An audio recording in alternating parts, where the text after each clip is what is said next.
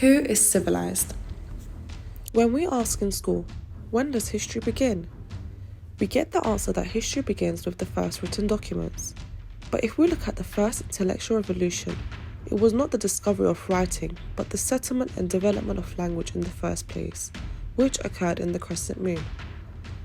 As far as can be interpreted, the first great intellectual revolution in history took place in the area in the form of the crescent moon, in a wide arc stretching from the Persian Gulf, which is within the Tigris-Euphrates river system, in today's Kurdistan, Iraq, Syria, Lebanon, Palestine, and Jordan between the 7th and 5th millennia BC.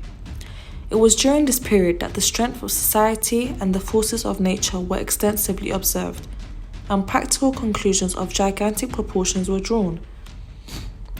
Gordon Childe considers this period so important that, in his opinion, it must be compared with Europe from the 15th century onwards.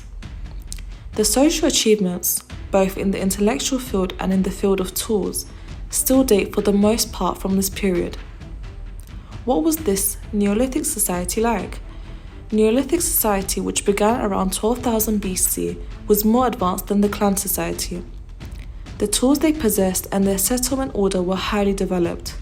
The first agricultural and village revolution took place during this age. This form of society most likely spread quickly to many Afro-Asian places as well, where similar social developments then took place. This era was an outstanding age in the history of social nature. From the emergence of the main forms of symbolic language still in use today to the agricultural revolution, meaning conscious seeding and harvesting of seeds and domestication of animals. From the emergence of villages to the beginnings of trade.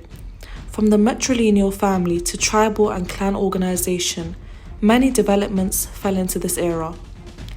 The name of the age, Neolithic, no doubt indicates the presence of advanced stone tools.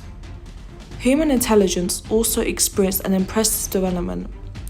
The basic way of using all tools, which has shaped society up to the present day, seems to have been invented in that period.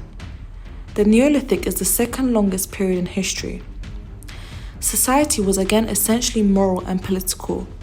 Law and the state did not yet exist. Power, and thus oppression, were unknown to man. Holiness was attributed to the mother. The image of the female goddess was elevated. We entered the age of sacred temples and tombs. The people of this time lived so historically that they shared the same space with the dead. The temple and tomb ruins bear witness to this. We are not dealing with primitive people here, but real, true people. This era is represented by pure democratic civilization values. It may alienate some thinkers that with the development of symbolic language and reason at the village and tribal levels, moral and political society lived out democracy in the most complete way. However, this is the truth. It was a time when the moral and the political were democracy at its purest. Only the surplus product, which increased with time, led to the systematic operation and exploitation of society, first by hierarchical forces and later by city-centered civilization forces. So, if we talk about civilization, we should look critically.